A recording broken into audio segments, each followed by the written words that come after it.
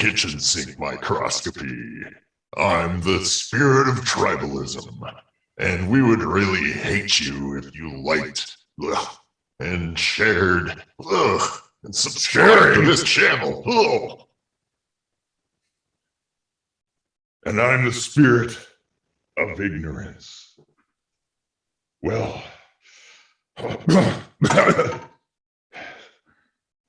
don't forget, we write our own music.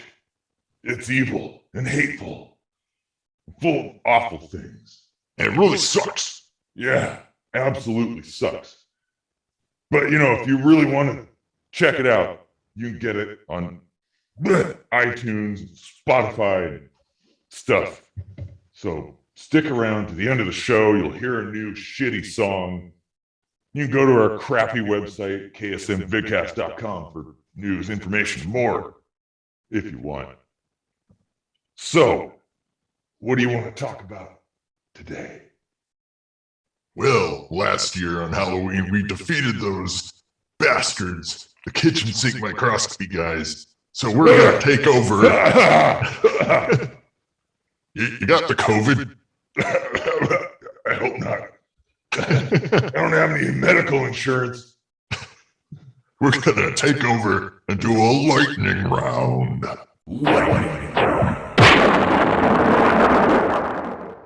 Lightning round, yeah!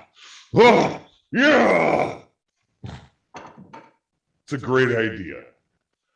Oh, this is getting toasty, so I'm gonna have to expose myself.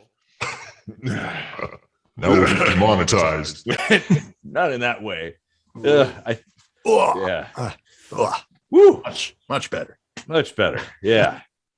All right. Well, if you don't know how lightning round works, we're going to tell you. We have about 9 categories that we tend to, bounce around between, and we're going to take 5 minutes per category to go over topics, and one of us knows one and the other doesn't, and then we alternate, and then the last one we both know. So that's basically the gist of it. Yeah, exactly. Okay, but you know that because this is like the 11th lightning round, and you love them. So. Exactly. And this is going to be like kind of a Halloween or maybe a little bit spooky or eerie themed lightning round. Where we kind of there's everything's a little bit dark or mysterious. Something eerie. I love that song. Oh man. We can find it. We could put that at the end. That'd be cool. That's old. That's like 20 years old. I think that was when you did like recording on cassette or something, like recording the vocals on the left track and the music on the right or something. Man. What's a cassette tape? Yeah. When we used Hyperterminal, I think, to send over dial-up to each other the files. Oh man, good times. Yep. Yeah. Anyway, let's shall we begin?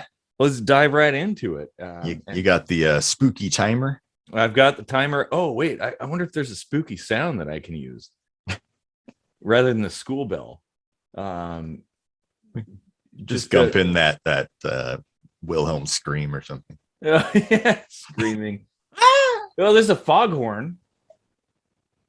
We could use a foghorn. That might work. I don't know. Let me test it. Yeah. Okay. Let's go with that. Okay.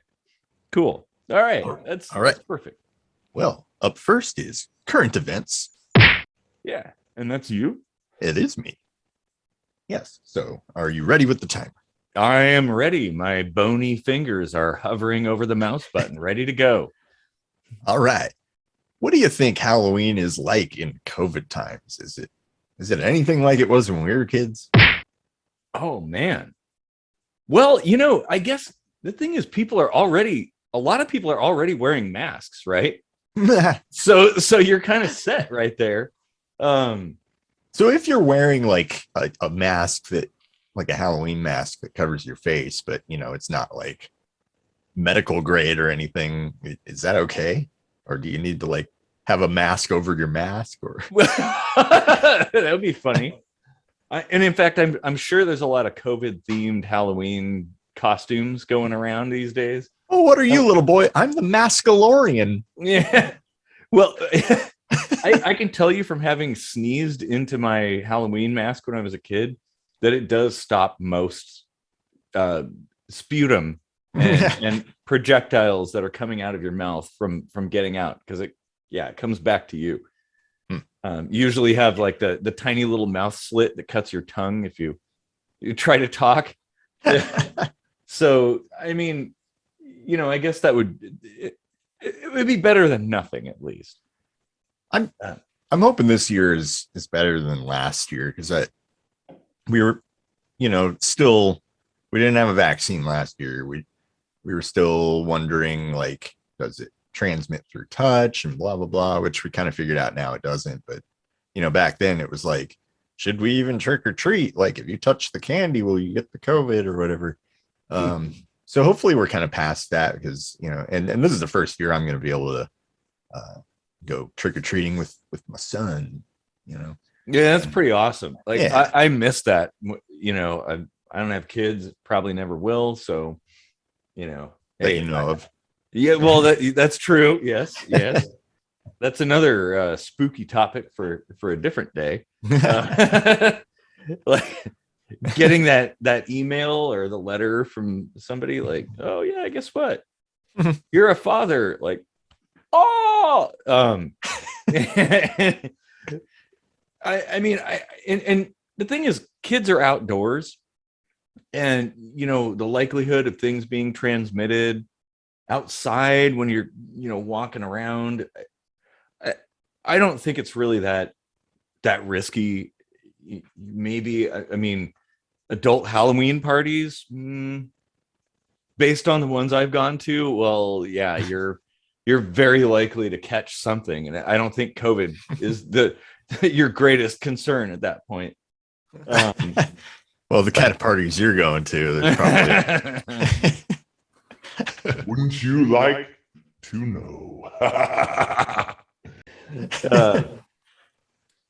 So yeah, I mean, I saw some like guidelines or whatever, and they were basically saying just that, like, you're outside, you're not going to be around people for 15 minutes or more, blah blah blah. It's probably fine. They were saying like maybe avoid going into those like indoor apartment buildings or whatever, and that makes sense, Yeah, or like maybe the like mall Halloween stuff. Probably better to do the outdoor stuff. Yeah. I mean, although from a standpoint of statistics, COVID's probably the least of your worries. Like, your children being abducted is a greater concern. That's like the dudes with the bands that say free candy on the side. This is their time. I don't know if that's happening more.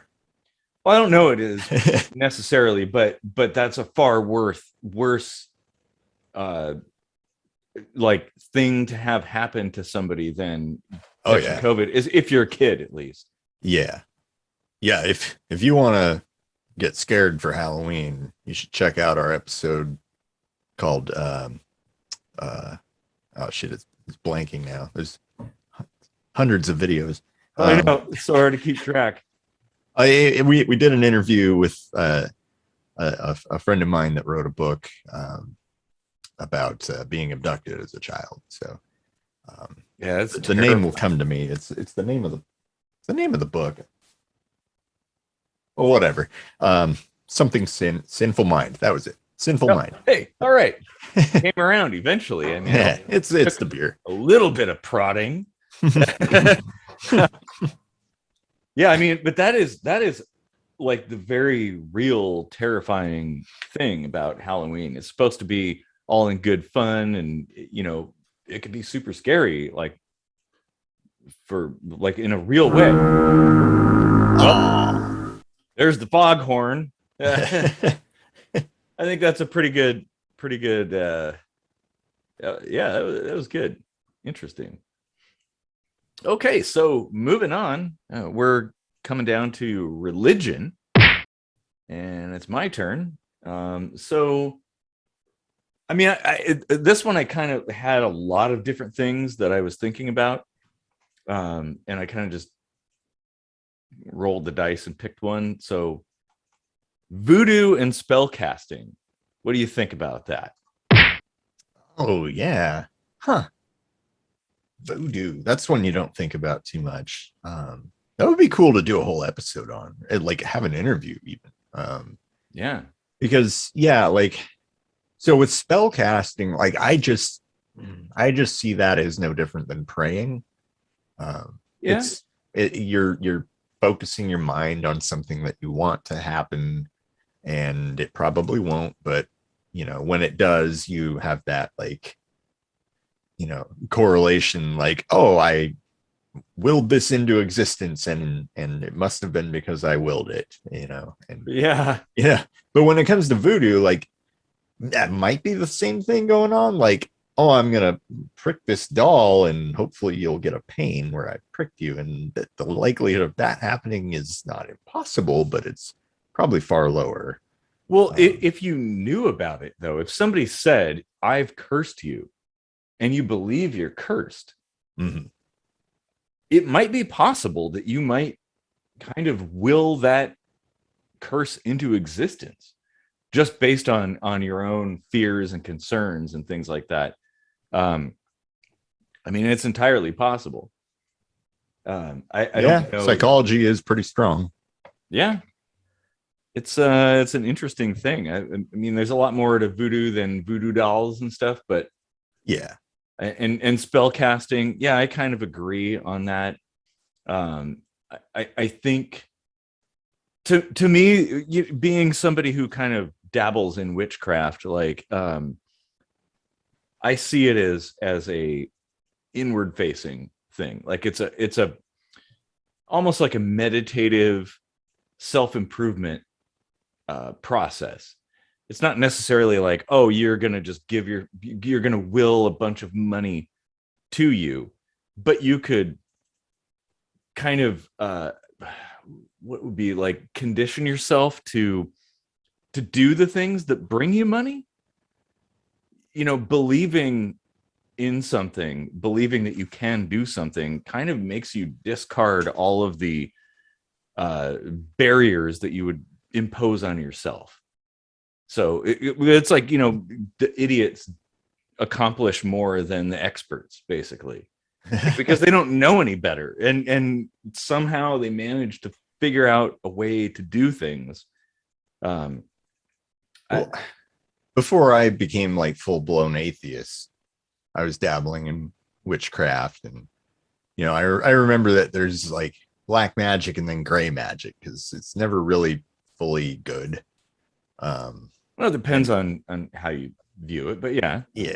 And I remember when my grandpa wasn't doing so good, and he had Alzheimer's, and you know, we had all gathered in his room because they said it was probably nearing the end. And you know, I went home and lit a candle and tried to use a spell to take his pain away, and then he died like at the exact moment I was doing that. Whoa. And I was like, oh, did I not phrase that well enough? I didn't mean like kill him to take the pain away, but you know, I mean, would like a little pianist.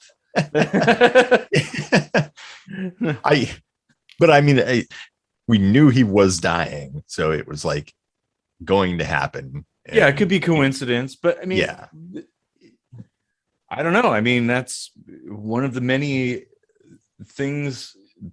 There's a few things that I don't know that I'm fully convinced, but there's some things that I kind of say, oh, you know, there's something there. I don't know. It depends on how you view life. Like maybe we're 4-dimensional or more than 4-dimensional beings, and we could tap into stuff. I don't know that we could do it. If we could do it, I don't know that we would be doing it like in any kind of significant way. Like you could just all like movie style move your hands and control the universe. Like, nah, that's bullshit. But you know, subtle small things like influencing people or influencing the world around you in ways that create the desired outcome? Maybe. I don't know. I've had some experiences that make me question that. One of these days, I'll have to tell everybody about the dice rolling experiment, if you can call it that. But yeah, I is it just guessing which? Well, there's more to it than that, but it was rather interesting and kind of made me think, because I'm definitely a skeptic, but there's some things where it's like I'm really, it makes you think. Anyway, I guess we should move on to your topic, which is public health and safety. So this one was kind of hard to think of a Halloween theme, so I stretched a little bit and went with a nod to Alfred Hitchcock. But nice. Do you think the birds are just government drones? Oh man, that's kind of a meme that's going around right now. That birds, like, they're some kind of cyborgs or whatever. I mean, I don't know that they'd be like government drones. I'd be more inclined to think that it would be like, if I were an alien species and wanted to go study another species on a different planet, I wouldn't come down looking like them. I would take the form of something innocuous, right? So be like birds or bees or something, something people don't give any mind to, and assume their form, be it through whatever means you have, like robots or whatever. Nobody really cares. So, I mean, I guess it's possible. People think that about cats too. Oh, really? Yeah. The cats are, they have some kind of hidden agenda.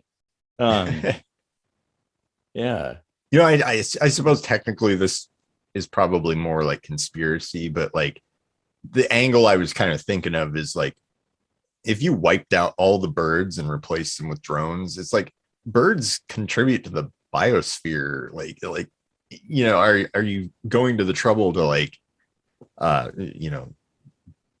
plan for that contingency, like making sure that, the ones that pollinate things are still pollinating things, and, Yeah. I mean, I don't know. Important. That's true. Now, of course, if you're just replacing a few birds, just a few select birds for the purpose of studying some species on an alien planet, then that wouldn't necessarily be a big concern.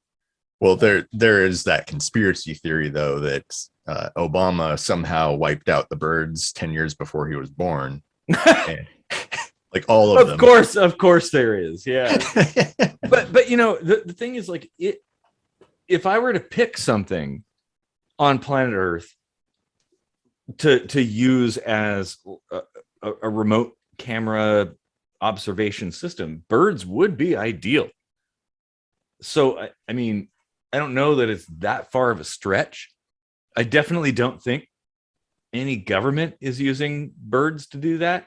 I think we haven't quite gotten there with that technology. Yes, the technology that's available to governments around the world is far beyond what we currently know, but it's not that far.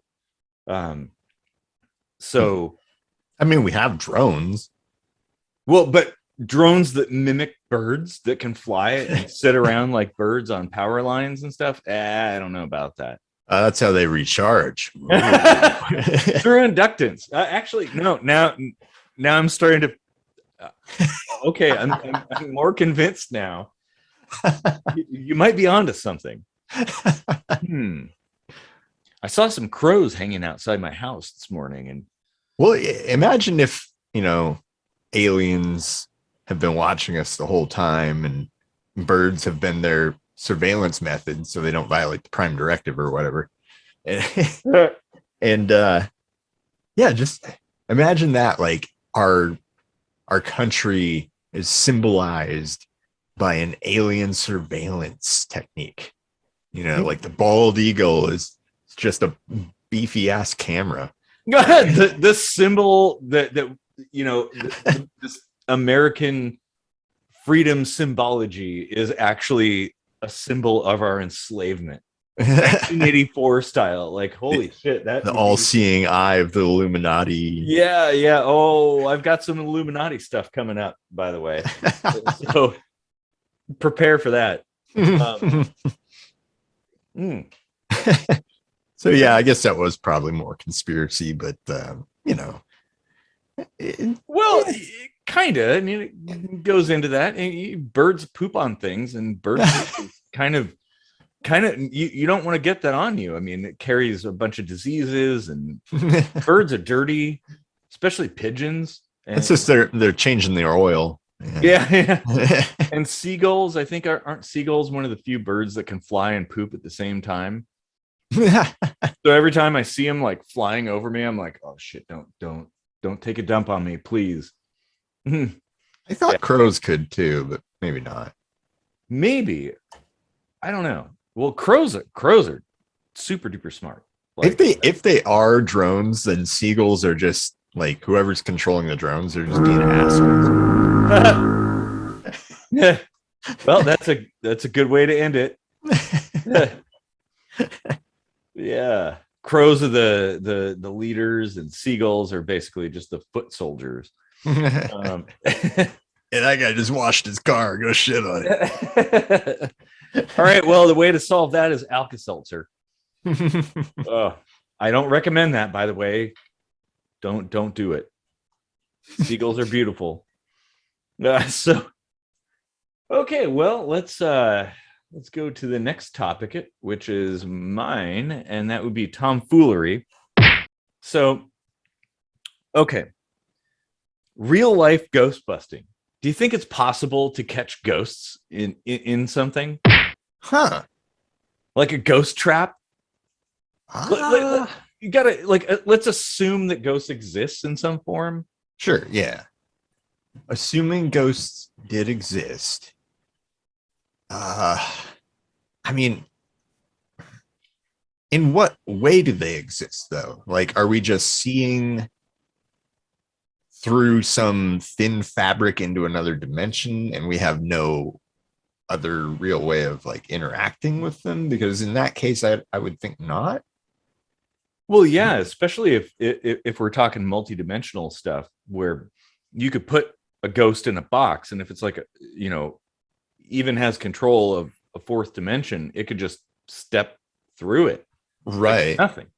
Now, if we're talking a poltergeist that does have interaction, if I'm not mistaken, they're always invisible.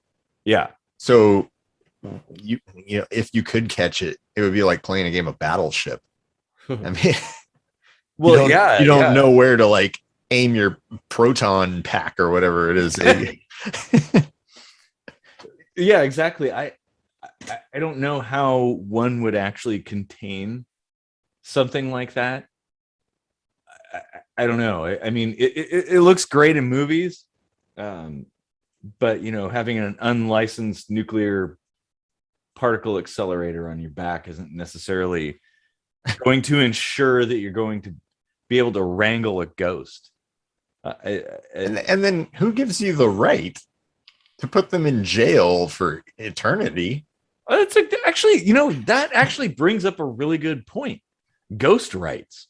And that should have actually been the topic. Like, hey, not ghost writers, but ghost rights. Yeah, ghost rights. Take the W off, and there you go. Like, they're dead. They've already lived their lives. Like, they're just going about their business, haunting places, and maybe they're, who knows, they might not necessarily have sentience, but we don't know. We can't prove that. So why would we feel entitled to entrap them and incarcerate them for our benefit just because they're annoying? Yeah, you could argue they're already being punished by being trapped in some limbo state. Yeah. So like the concept of the Ghostbusters is kind of a dick move what they're doing. Like, yeah, shouldn't they be like wrangling up the ghosts and then helping them like move on to the next plane. Like, ooh, yeah, that's what Ghostbusters. yeah, should be Ghostbusters doing. are the enemy. They're the Yes. assholes. Man. Like, They're a bunch of dicks. oh, I died, and now I'm being chased by these dudes in mechanic suits with fucking nuclear power packs on. Like, and I this know, one yeah. dude's got like a blonde rat tail. What's going on with that? Like, Mhm. You've already suffered enough, and now you're suffering in agony, repeating the same thing over and over and over again with futility, trying to get your message out.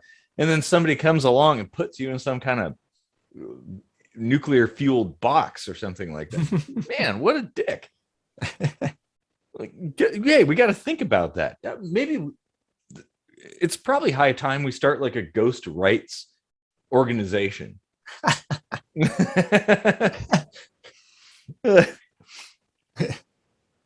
We totally should. Yeah, that would be pretty funny. Like, and it would probably be like religiously protected. So, yeah. And I would bet there would be a lot of people who would join that, or take it seriously too.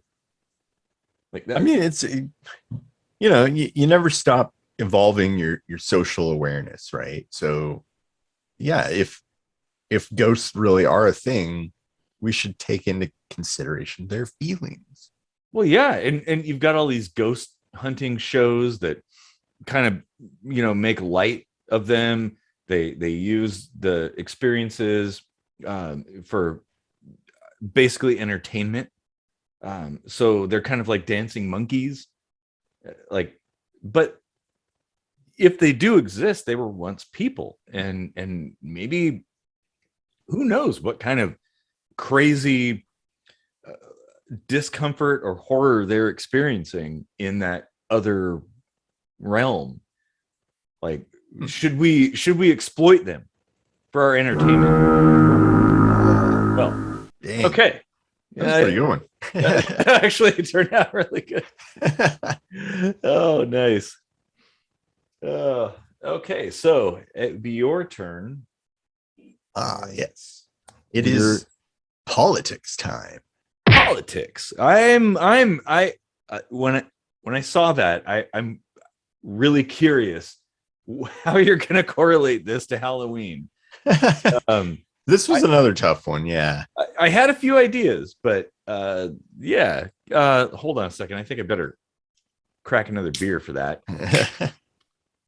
Okay, so now I'm ready for the political Halloween topic.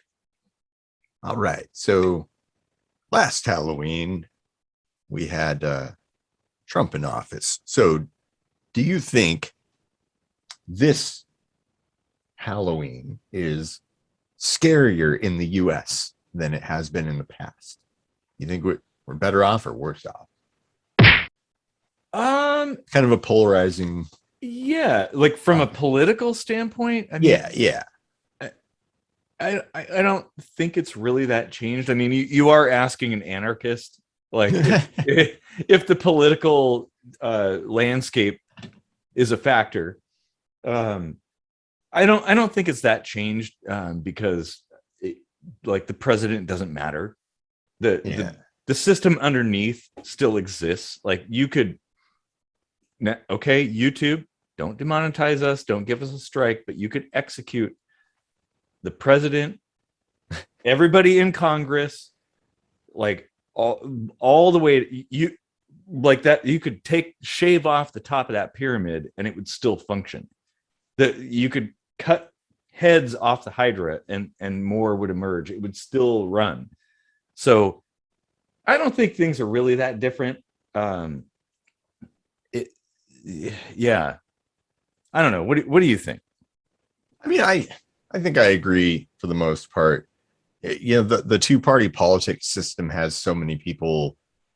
Like every 4 years, if there's a change in the color shift, let's say, half the country is always like, oh my God, it's the end of the world. It's going to be tyranny and destruction and, like slavery and blah, blah, blah, blah, blah. And they each have their reasons for like thinking the other is going to do the most horrid things, and neither of them ever do those things. And it's an ongoing thing. No, you're right. Like half the country is like despondent, and the other half is celebratory. But really, if you look back through time, like nothing has changed. It really is. I mean, there's small little things here and there, but nothing game changing. I will say that like the things that Trump tried to do were kind of scary from time to time, and other times they were just goofy and like I don't know, like comedy fodder. But well, I do miss the like crazy tweets. Yeah, but I mean, Biden's not really that different when it comes to comedy fodder. He's got the the questionable mental capacity, I guess you might say, in a nice way. That's kind of how I see politics as the entertainment branch. And so far it has not ceased to entertain. Well, and that's something that people need to be aware of. Like, it doesn't matter who's president. Like, even if somebody completely insane became president, well, I would argue that that's exactly what happens. But let's say somebody completely senile, like, the second I'm voted into office, I'm going to push the red button and start a war with Russia or China. Like that won't happen. They don't have that kind of control, which does kind of bring up the question, like, do we even need a president at all? Like, what's the point? What do they do but like get out there and say a bunch of bullshit nonsense that like nobody believes? Of course, it's just pandering and it's scripted and they're just reading off a teleprompter. I mean, it doesn't mean anything. They're fake figureheads. Well, basically spokespersons that just represent supposedly. I could give you a study about that one. Yeah. I mean, all in all, the political system we have in itself is pretty scary. It totally is. Yeah, it definitely is. I mean, it's certainly time to change, to overhaul it. And that was kind of the philosophy behind the design of the system that we use in the US. Like, we would overhaul it. We'd figure things out and change things, but nope, everything's dug in and it's never going to change. And that to me is scary. Like, I should probably do a minute microscopy about that particular study, because it's damning. Like, oh man, if you think your votes count, well, I'd do a mic drop, but I have a beer in my hand, so that would be a bad idea. Oh man, if you think your votes count. That was like such perfect timing. Oh man. Oh God, so good. Yeah, and every time these lightning rounds just get better and better. And I think constraining things to a particular theme makes it even better. This one's pretty fun. It is. It's a lot of fun. So I guess it's my turn. Which my category would be science. Weird science. Oh, love that movie and that song, Oingo Boingo.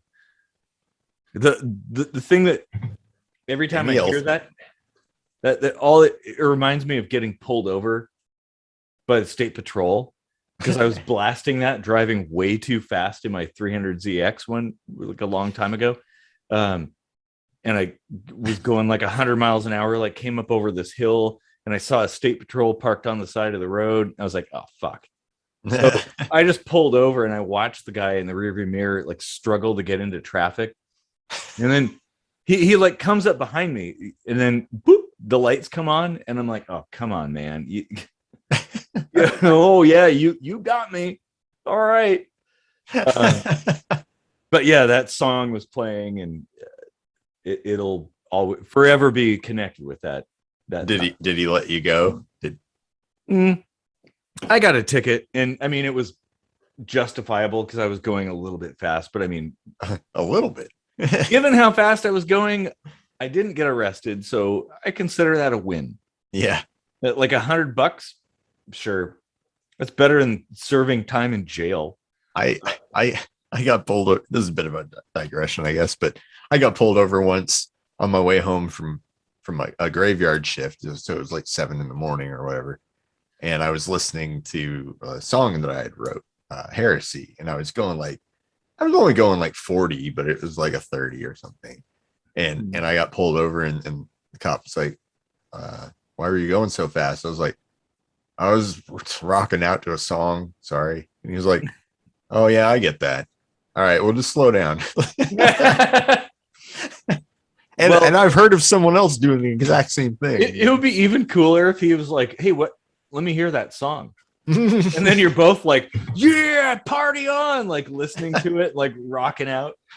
Like, oh man. Yeah, I've gotten let off the hook one time because I was like driving like a dumbass in the rain, like peeling out in the 300ZX and stuff, and a cop pulled me over. And sounds like a problem car. it kind of, yes, it was. It got me into a lot of trouble, and not just tickets. But he pulled me over, and he's like, why are you driving all crazy like that? I was like, sorry, man. I just broke up with my girlfriend. I'm just need to release a little bit, and I'm just not in a good headspace right now. He's like, all right, well, okay, I'll let you off, but go home, get some sleep, things will get better. I was like, all right, cool. So whatever happened to those days when, like now you would have been shot in the head. I know, like what happened to Andy Griffith cops? Yeah. Oh man. Well, anyway, there's still good cops, but there are actually, yeah, there are. But it's the bad cops. If you're one of those, like, you're the reason people don't like cops. So be a good cop. Yeah. Anyway, we're supposed to go on to I think it was science. Oh yeah, that's right. Okay. How about this? Do you think it's possible to reanimate the dead Frankenstein style? I had a feeling it might be Frankenstein related. You know what? I think there have been attempts in, I want to say pigs, where they successfully like reanimated dead pig after like, I forget how long. And maybe even with humans, like, so I know like if you're frozen, your metabolism will slow to a particular rate, and it's arguable whether you're actually dead or just like in kind of a hibernation state. But I think there actually have been people who died and were frozen so that cellular decay was staved off and actually reanimated. So I mean, there's a premise for it. Yeah. Yeah. But I think it's very time dependent, like in condition, like you said, if you freeze somebody, it's going to totally change the odds. Yeah. I don't think there's a way around like freezing, like you can't take a body out of a grave that's been there for 20 years and reanimate it, and like there's no organs left or anything. Like it's not going to function. Well, yeah, and degradation is a problem. Mm-hmm. Like the coherence of all the cells is pretty critical. Like Walking Dead is fun and all, but like it's entirely implausible. Yeah, it totally doesn't make any sense. Yeah. But yeah, if you chilled somebody when they died, yeah, I guess maybe that might be possible. I mean, I guess it kind of brings up the question, like, what is death? Like, Well, here's the other thing, though. The Frankenstein thing was specifically freshly dead people. okay, You know, Igor would go steal them from, you know, a university or a morgue or whatever, or dig them up like the day after they were buried. So, you know, theoretically, things were still intact enough. So, yeah, you know, I guess freezing doesn't have to happen if you have a fresh corpse. True. And it is interesting that high voltage, like a lightning bolt, was kind of viewed as the way of reanimating somebody. That's not far off. I mean, like, Defibrillators. yeah, I mean, there's cells function off of action potential. It's all voltage, you know, like every neuron firing in your body is electricity. Yeah, it's like a chemo-electrical process. Yeah. So I mean, that's also plausible. Like, it's actually pretty cool how, like, in the 1800s or whatever, whenever that was, when Mary Shelley wrote that, like, thinking about it in like a scientific way, it's actually like pretty forward thinking. It really is. Yeah. And I mean, maybe we'll get to the point where death isn't really death. Death isn't the handicap it used to be. Yeah. Oh yeah, you could be a hologram too. Doesn't screw up your career like it used to. Yeah, I mean, I don't know. Would you want to be reanimated though? Ooh, like, do you think you would still be you?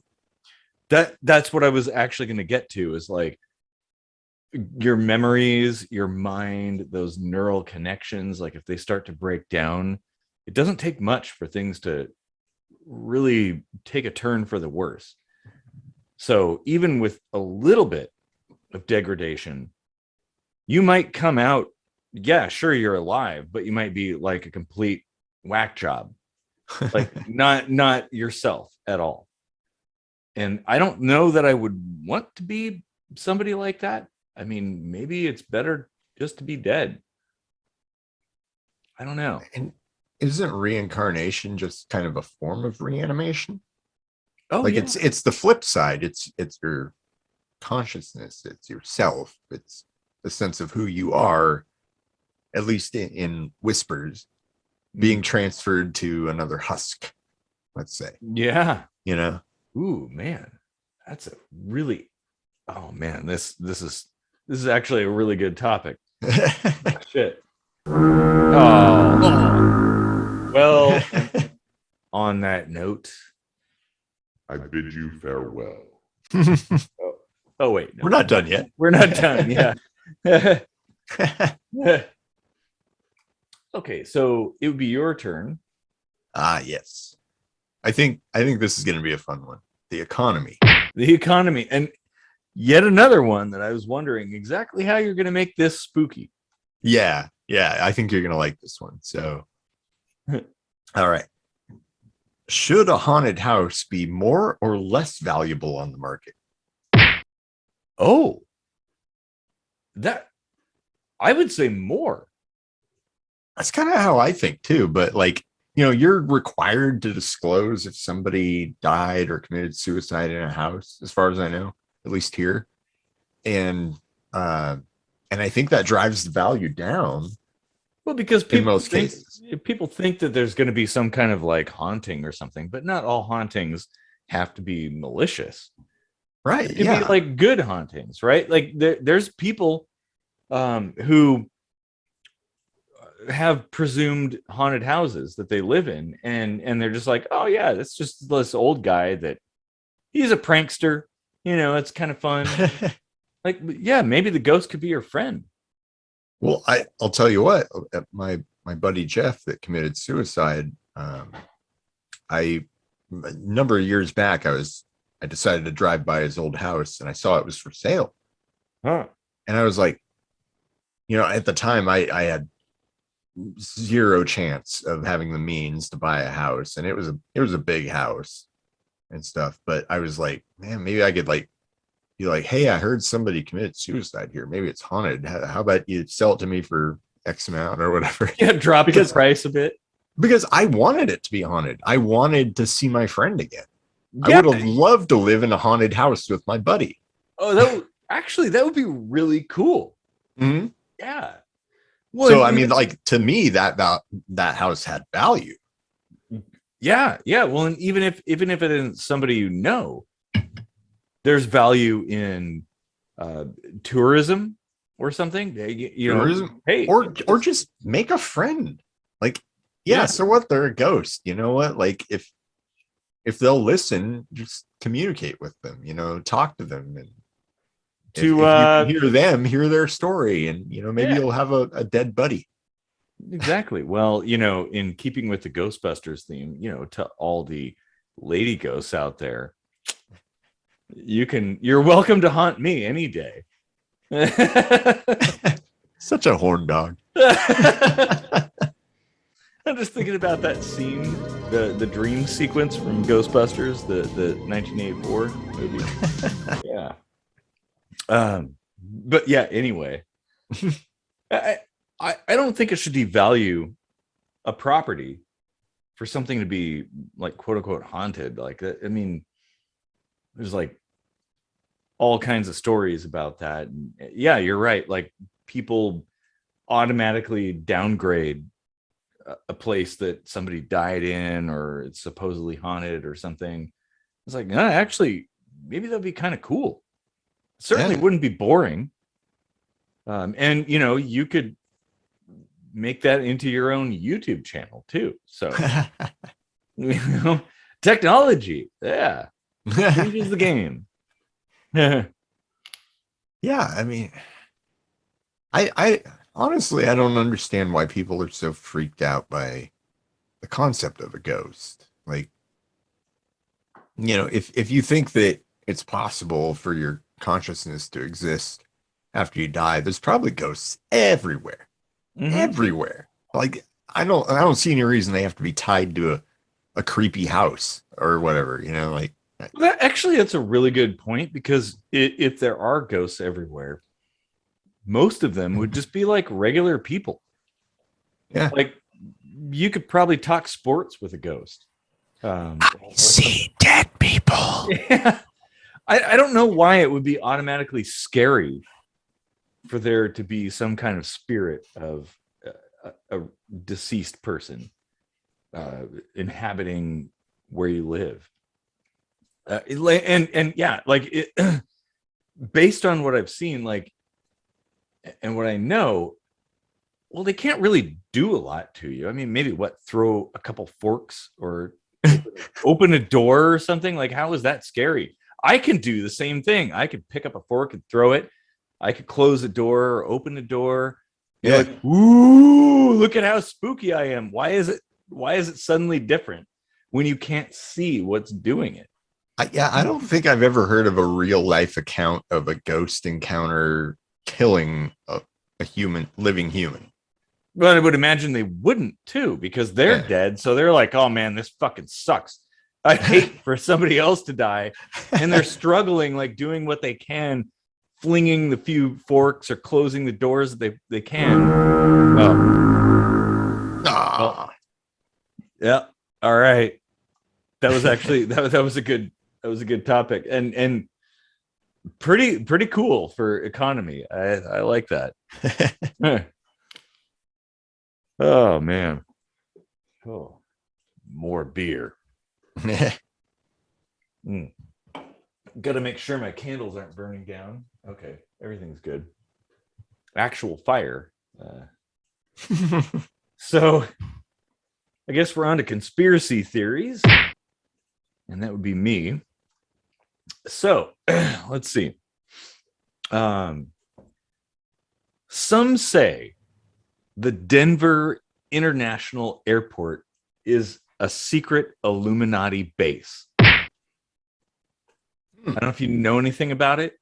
I haven't heard of that, but What's the reasoning behind that? Oh God, where do I start? Is it just because they're like a mile high city and there's so much underground that you can hide a bunch of shit? Like, Well, no, I mean, I think a lot of it comes from the design of the airport. Like, there's creepy gargoyles in the baggage handling area, like gargoyles sitting in luggage, just hanging out. There's that horse sculpture with the red glowing eyes outside. There's a bunch of bizarre murals with like depicting death and destruction. There's a bunch of Freemason symbols all over the place.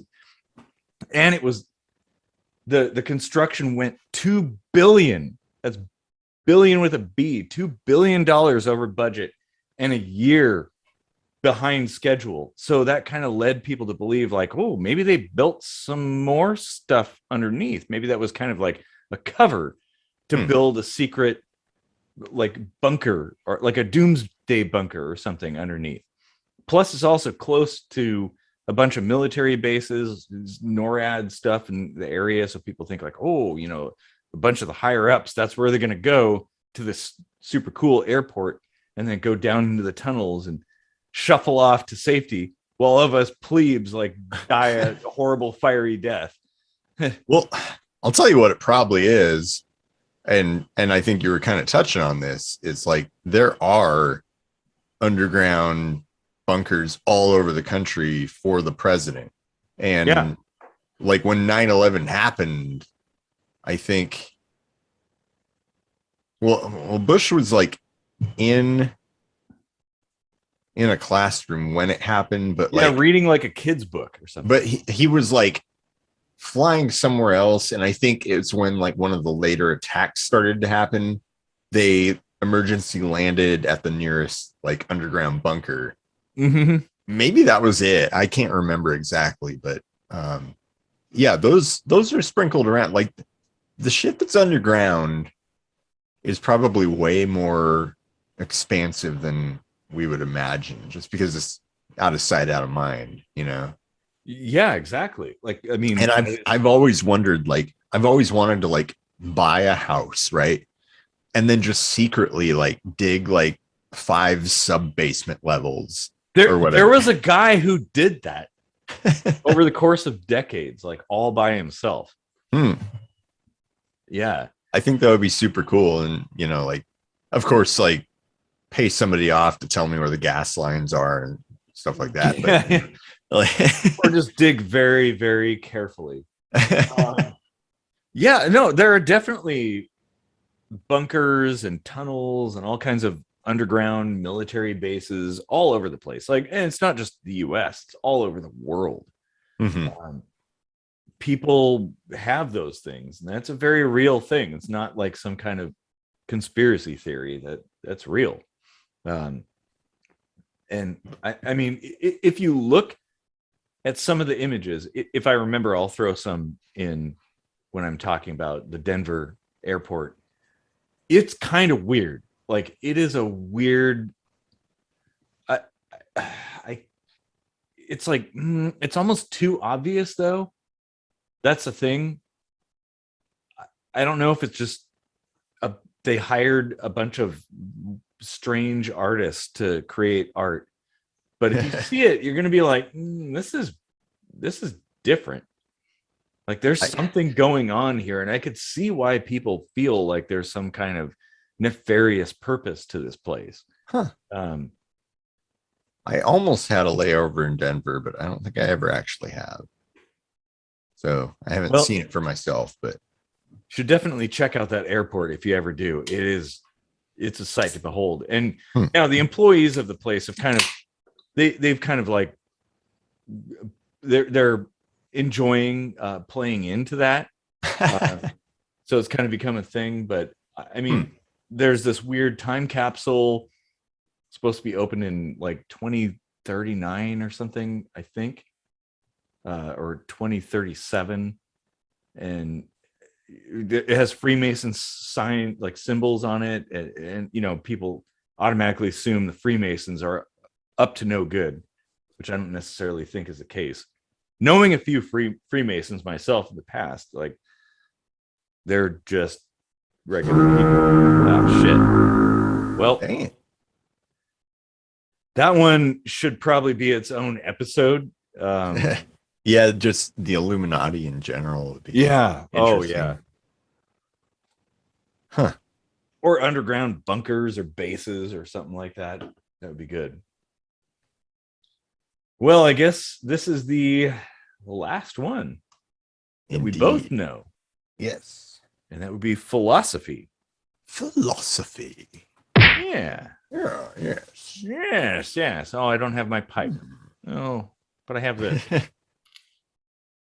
Okay. So, I will let you present the our topic. All right. All right. So, do you think monsters or ghosts are more plausible? Ooh, man. Well, here's the thing. I like watching like woo stuff, videos and things, and I've watched hundreds and hundreds of ghosts caught on camera videos. And so far, short of like a couple videos, I remain unconvinced. But the like Bigfoot and cryptid videos and stuff like that, those are way more convincing. And you know, there's probably tons of yet undiscovered species out there. So I kind of lean more towards the monsters being more real than ghosts, I guess. I don't know. What do you think about that? Yeah. So, you could probably guess as a biologist, I also lean toward the thing that could actually be scientifically explained because, I mean, really, what is a monster other than just like another species? Well, yeah, we used to think all kinds of things were monsters before we really understood them, you know? Yeah. I mean, like, well, behind you is the Elephant Man playing. Oh, right. Yeah. Which kind of is sort of something like that, like things we don't understand that are perfectly normal biological things. Like, yeah, we see them as monsters. Yeah. Yeah. Whether it's a freak mutation, like, like the neurofibromatosis or, Proteus disease or whatever it is that the Elephant Man had, things that were not treatable or misunderstood at the time, were seen as monsters. We've had various animals that like the platypus was freaking weird. We probably thought that was a monster, and as we come to understand it, we just think, oh, well, it evolved such and such way and it's just another species or whatever. Like I think the same thing could happen with Bigfoot or Loch Ness Monster or any particular a chupacabra or whatever, like all these monsters that we figure up in our heads. Like even dragons could have been a thing at some point. It's possible. And the thing is too, not understanding things, people tend to inject their worst fears into something. If you don't understand it, you're going to assume it must be some kind of evil creature or something, and maybe it's completely innocent. I mean, we're constantly we haven't dug up the entire earth, right? We're constantly finding new stuff, missing links, if you will, which is a huge misnomer. But imagine someday we find a dinosaur that like looked like a snake with legs and wings, and we're like, oh, look at that, it's basically a dragon. It could happen. That could be the origin of some of those stories too. Yeah. And it's been said, I don't know how true this is, but it's been said that we know less about the oceans on Earth than we know about outer space. Yeah. Like there's probably a lot of stuff yet to learn there. There's a lot of things that might be hiding. And as far as like a dragon actually flying, I mean, that's implausible, but we have penguins and flamingos and things that have wings that don't fly. So, I mean, you could have a lizard with wings that bound to the earth. Sure. But- Well, and people will add their own fanciful layers on top of things like Fire breathing. something. Yeah. Yeah, exactly. And they'll tell that could be old speak for venom that stings really bad, you know? Yeah, no, you're right. That's a good point. Yeah, exactly. I mean, I'm of the mind that I think Bigfoot actually exists. I think it's some possible. kind of older something from a long time ago that is really smart and cunning and is very afraid of humans with good reason. Our track record is not so good. So, you know, if it's that smart, it might be inclined to avoid us and hide and only come out very rarely. And that would explain why it's not seen so often. Well, if Bigfoot does exist, you think it's closer to a primate or a bear? Oh, shit. Damn. I would say more close to a primate. That would be my guess. Yeah. Yeah. So, well, Ooh, that's a good one.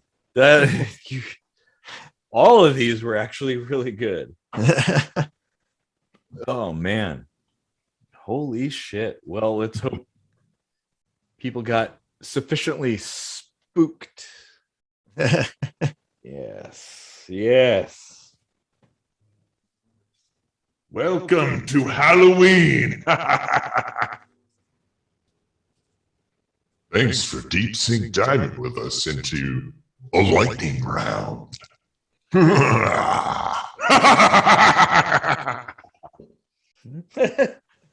Oh, whew, man.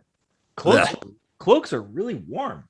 Yeah, how do evil people actually wear cloaks all the time? Jesus Christ. They must be sweating like a hog. Jeez. Yeah, I gotta say, like, if you want to stay warm in the winter, wear a cloak. Like it's really warm. Like, that's some good stuff. We need to bring that back. Let's bring back cloaks. And like, people should And be daggers. yeah, Cloak and Daggers. Good movie, by the way, if you haven't seen Cloak and Dagger. Oh man. Yeah, that was a very good episode, I think. I'm hoping people agree. Well, if you enjoyed this episode, definitely check out the other lightning rounds and definitely check out our last two Halloween specials from previous seasons, which will explain where the cloaks come from. Yeah. And you know, check out the probably pretty spooky song that you might hear fading in just about now. Wait, I hear it. That is spooky. All right. Nice. Well, yeah, as usual, thanks for deep sink diving with us and listening to us talk a bunch of nonsense. Yeah, this is a good one. And I feel like there's going to be a bunch of offshoots we're going to have to do. Yeah. Some of these topics that there's some good stuff there. Definitely. All right. Well, have a happy Halloween. Happy Halloween and have a very good night, everyone.